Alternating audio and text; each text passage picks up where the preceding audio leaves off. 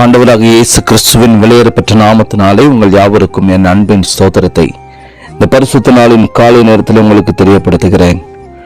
91 சங்கீதம் 10வது வசனத்திலே இவ்வாறாக வாசிக்கிறோம். ஆகையால் பொல்லாப்பு உனக்கு நேரிடாது, வாதை உன் கூடாரத்தை அணுகாது என்று சொல்லி பார்க்கிறோம். கண்பான தேவனுடைய பிள்ளைகளே, கர்த்தருடைய பிள்ளைகளுக்கு கர்த்தர் வைத்திருக்கிறதான உன்னதமான பாதுகாப்பை குறித்து எழுதப்பட்ட ஒரு மகிமையான சங்கீதம் தான் இந்த 91வது சங்கீதம். கர்த்தர் தன்னுடைய பிள்ளைகள் ஒவ்வொருவருக்கும் ஒரு மறைவிடத்தை வைத்திருக்கிறார். அது உன்னதமான தேவனுடைய ஒரு மறைவிடமாய் காணப்படுகிறது. இந்த உலகத்தில் காணப்படுகிற தலைவர்களானாலும் சரி, ராஜாக்களாய் காணப்பட்டவர்களானாலும் சரி, அவர்களுக்கென்று பாதாள அறைகள், ரகசியமான வீடுகளை உருவாக்கி யுத்தங்கள் வருகிறதான பொழுது அல்லது தங்களுக்கு எதிராக ஆபத்துக்கள் வருகிறதான பொழுதும் தங்களை பாதுகாத்துக் கொள்ளும்படியாக அவர்கள் முயற்சி செய்வார்கள். ஆனால் அவைகள் அவர்களுக்கு அநேக நேரங்களிலே உதவுவதில்லை. கண்பான தேவனுடைய பிள்ளைகளே, நீங்கள் உன்னதமான தேவனுடைய மறைவில் காணப்படுகிறதான பொழுது உங்கள் வாழ்க்கையில எந்த தீங்கும் அணுகுவதில்லை. அதுபோல சர்வ வல்லவருடைய நிழல் என்பது ஆண்டவரோடு நெருங்கி ஜீவிக்கின்றதான பொழுது அவருடைய நிழலானது உங்கள் மேல் விழுவதற்கு அடையாளமாய் காணப்படுகிறது. நேசரோடு கூட நெருங்கி ஜீவிக்கின்ற ஒரு அனுபவம் நம்ம உண்டாகின்றதான பொழுது, அவருடைய நிழலில் தங்கி வாஞ்சிக்கிறதான பொழுது அவருடைய பாதுகாப்பானது நம்ம எப்பொழுதும் காணப்படும். கண்பானவர்களே, கர்த்தரை நோக்கி நாம் எப்பொழுதும் ஜெபிக்க வேண்டும். நீர் என் அடைக்கலம், நீர் என் கோட்டை, என் தேவன், நான் நம்பியிருக்கிறவர் என்று சங்கீதக்காரனை போல விசுவாசத்தோடு கூட அறிக்கையிட வேண்டும்.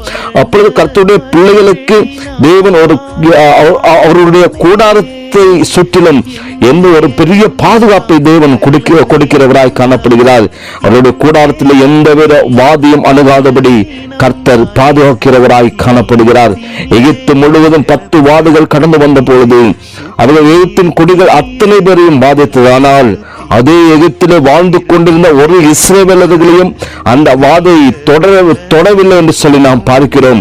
அதுபோல கர்த்தருடைய பிள்ளைகள் ஒவ்வொருவரையும் ஒரு வாதியும் எந்த விதமான வியாதியோ தொடாதபடிக்கு கர்த்தர் நம்மை பாதுகாத்து வழிநடத்துகிறவராய் காணப்படுகிறார். பிசாசினுடைய இன்னொருடைய பெயர் தான் அவன் வேடன் என்று சொல்லி பார்க்கிறான். அவன் மறைவான கண்ணிகளை வைத்து கர்த்தருடைய ஜனங்களை ஆபத்தில் சிக்க வைக்கிறவனாய் காணப்படுகிறான். ஆனால் அவனுடைய எல்லா தந்திரங்களுக்கும் கர்த்தர் நம்மை பாதுகாத்து தப்ப பண்ணுகிறவராய் காணப்படுகிறார். கோழி தன் குஞ்சுகளை சிறகில் மூடி மறைப்பதை போல நீதியின் சூரியனுடைய அந்த பிரசனம் நம்மை அனுதினமும் பாதுகாத்துக் கொள்ளுகிறதான பொழுது பாலாக்குகிற சகல விதமான கொள்ள நோய்கள் நம்மை ஒரு நாளும் நெருங்குவதில்லை. கர்த்தருடைய பாதுகாப்பு நம்மோடு கூட இருக்கிறதான பொழுது நாம் ஒன்றுக்கும் ஒருபோதும் பயப்பட வேண்டிய அவசியம் இல்லை. இரவிலும் பகலிலும் உண்டாகிறதான பயங்கரத்திற்கும் சாத்தானுடைய அம்புகளுக்கும் இருட்டிலும் வெளிச்சத்திலும் உருவாகும் கொள்ளை நோய்களுக்கும் சங்காரத்துக்கும் நாம் பயப்படாமல் காணப்பட வேண்டும் என்று சொல்லி கர்த்தர் நமக்கு திருவுளம் பற்றுகிறார். கர்த்தருடைய பிள்ளைகளுடைய பக்கத்தில் 1000 பேரும் வலதுபுறத்தில் 10,000 பேர் விழுந்தாலும் அவர்கள் ஒன்றும் நம்மை சேதப்படுத்துவதில்லை. காரணம், நம்முடைய வழிகள் எல்லாவற்றிலும் நம்மை காக்கும்படிக்கு கர்த்தர் தம்முடைய தூதர்களுக்கு கட்டளையிடுகிறார். நம்ம ஒவ்வொருவருக்கும் கர்த்தரால் நியமிக்கப்பட்ட தூதர்கள் காணப்படுகிறார்கள். அவர்கள் நம்மை சத்ருவின் கண்களுக்கு தெரியாத ஆபத்துக்களுக்கும் கிருமிகளின் தாக்குதல்களுக்கும் நம்மை தப்புவிக்க பண்ணி பாதுகாத்து நம்மை வழிநடத்துகிறவராய் காணப்படுகிறார்கள். பொல்லாப்புக்கள் நம்மை நேரிடுவதில்லை. நம்முடைய பாதங்கள் ஒரு நாளும் இடறுவதும் இல்லை. நாம் சத்ருவின் கண்ணிகள் மேல் நடந்து அவனுடைய கிரிகைகளை மிதித்து நொறுக்கி போடுகிறவர்களாய் இந்த பூமிக்குரிய வாழ்க்கையில ஜீவனம் பண்ணுகிறவர்களாய் காணப்படுவோம். கர்த்தருடைய ஜனங்களுடைய வாஞ்சை கர்த்தரின் பேரில் அவருடைய ஆலயத்தின் பேரிலும் எப்பொழுது இருக்க வேண்டும் என்று சொல்லி பரிசுத்த ஆவியானவர் வாஞ்சிக்கிறார். இயேசுவினுடைய நாமத்தை அறிந்து அவர் சமூகத்தின் மேல் நாம் வாஞ்சையாய் காணப்படுகிறதான பொழுது அவர் நம்மை விடுவித்து உயர்ந்த அடைக்கலத்திலே வைக்கிற தேவனாய் காணப்படுகிறார். இக்கட்டான நேரத்தில் நாம் அவரை நோக்கி கூப்பிடுகிறதான பொழுது அவர் நமக்கு மறு உத்தரவு அருளுகிற தேவன். அவர் ஒருவரே நம்முடைய இக்கட்டுகளில் உதவி செய்கிறவராய் காணப்படுகிறார். இந்த உலகத்தில் காணப்படுகிற மனுஷனுடைய உதவியானது அது விருதா என்று சொல்லி பார்க்கிறோம். சில நேரங்களில் மனிதர்கள் உதவி செய்ய முடியாத நேரங்கள் கடந்து வரலாம். ஆனால் நம்முடைய ஆபத்து நேரத்தில் தீவிரித்து வந்து நமக்கு உதவி செய்வதற்கு கர்த்தர் ஒருவரே மிகவும் சமீபமான துணையாக காணப்படுகிறார். எனக்கு அன்பான தேவனுடைய பிள்ளைகளே, அது மாத்திரமல்ல, நம்முடைய ஆயுசு நாட்களை பெருக பண்ணி நாம் பிழைத்திருந்து தேவனுடைய செய்கைகளை மற்றவர்களுக்கு அறிவிக்கும்படிக்கு அவர் கிருபை செய்கிற தேவனாய் காணப்படுகிறார். மாத்திரமல்ல, நம்மை கொண்டு கர்த்தர் நினைத்திருக்கிற காரியங்களை நம்மை வைத்தே செய்ய ஒரு வல்லமையுள்ள தேவனாய் காணப்படுகிறார். அவருடைய தரிசனங்களையும் திட்டங்களையும் நம்முடைய வாழ்க்கையை நிறைவேற்றி முடிக்கும் வரைக்கும் நம்முடைய வாழ்க்கையில் எந்த விதமான வியாதிகளோ எந்த விதமான வாதிகளோ நம்மை தொடராதபடிக்கு, நம்முடைய பிள்ளைகளை தொடராதபடிக்கு, நம்முடைய குடும்பத்தை தொடாதபடிக்கு கர்த்தர் தம்முடைய தூதர்களுக்கு கட்டளையிட்டு பாதுகாத்து வழி நடத்துகிற தேவனாய் காணப்படுகிறார். அதனால் சங்கீதக்காரர் தாவீது சொல்லுகிறார், ஆகையால் பொல்லாப்பு உனக்கு நேரிடாது, வாதை உன் கூடாரத்தை அணுகாது என்று சொல்லி பார்க்கிறோம். தேவனுடைய பிள்ளைகளுக்கு கர்த்தர் பாதுகாப்பை கட்டளையிடுகிறவராய் காணப்படுகிறார். தேவனுடைய பிள்ளைகளுக்கு கர்த்தர் பெரிய ஒரு கோட்டையாய் அரணாயிருந்து கர்த்தர் பாதுகாக்கிறவராய் காணப்படுகிறார். அவருடைய கரத்திலே நம்மை அர்ப்பணிப்போம். நம்மை பாதுகாத்து வழி நடத்துகிற தகப்பனுடைய கரத்திலே அவருடைய பிள்ளைகளாய் காணப்படுகிற நாம் தகப்பனுடைய திருப்பாதத்திலே நம்மை அர்ப்பணிப்போம். அவர் நம்மை பாதுகாத்து முடிவு பரியந்தம் நம்மை நிலைநிறுத்தி நம்மை வழிநடத்துகிற தேவனாய் காணப்படுகிறார். தாழ்த்துவோம். கர்த்தர் நம்மை ஆசீர்வதிப்பாராக. ஆமென். ஜெபிக்கலாமா? பரிசுத்தமும் இரக்கம் எங்கள் அன்பின் நல்ல தகப்பனே, அப்ப ஆசீர்வாதங்களை கொண்டு வந்த இந்த பரிசுத்த நாளின் காலை நேரத்துக்காக நாங்கள் உமக்கு நன்றி செலுத்துகிறப்பா.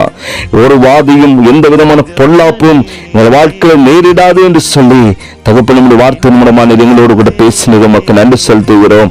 அப்போ ஒவ்வொரு நாளும் நீர் எங்களுக்கு அடைக்கலமாய் கோட்டையாக இருந்து என் தகப்பனர் எங்களை பாதுகாத்து வழி நடத்துகிறது. ஆண்டவரே, உமக்கு நன்றி செலுத்துகிறப்பா. உமக்கு நன்றி செலுத்துகிறோம். உண்மை நோக்கி நாங்கள் கூப்பிடுகிறதான பொழுது நீர்களுக்கு உத்தரவு அளிச்சுகிற தேவன், எங்களுடைய ஆபத்து நேரத்தில் ஆண்டவர் நீர் எங்களோடு கூட எங்களை தப்புவித்து நீர் எங்களை பாதுகாக்கிற தேவனப்பா. அதற்காக நாங்கள் உமக்கு நன்றி செலுத்துகிறோம். ஒவ்வொரு நாட்களும் தம்முடைய பிள்ளைகளை நீர் பாதுகாப்பீராக. எல்லா ஆபத்துக்கள் எல்லா பிரச்சனைகளிலிருந்தும் தகப்பனை நீரே பாதுகாவலராய் கூடவே இருந்து தகப்பன் பாதுகாத்து வழிநடத்துவீராக. திருக்கரத்தில் அர்ப்பணிக்கிறோம். இயேசுவின் நாமத்தில் ஜெபிக்கிற நல்ல பிதாவே, ஆமேன், ஆமேன்.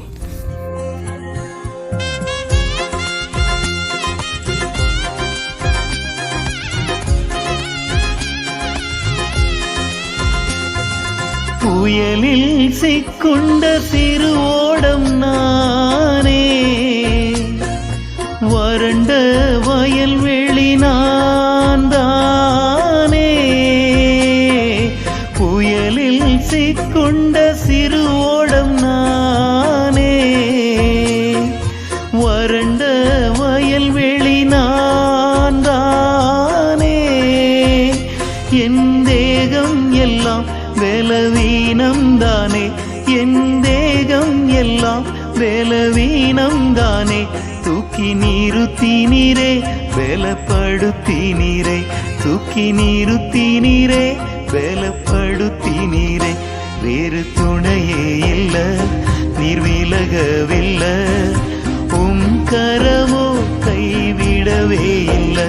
வேறு துணையே இல்ல, நீர் விலகவில்லை, உம் கரமோ கைவிடவே இல்லை. என் நெருக்கத்திலே என் துணையானீரே, என்னோடு கத்தையே நீர் மாற்றினீர்.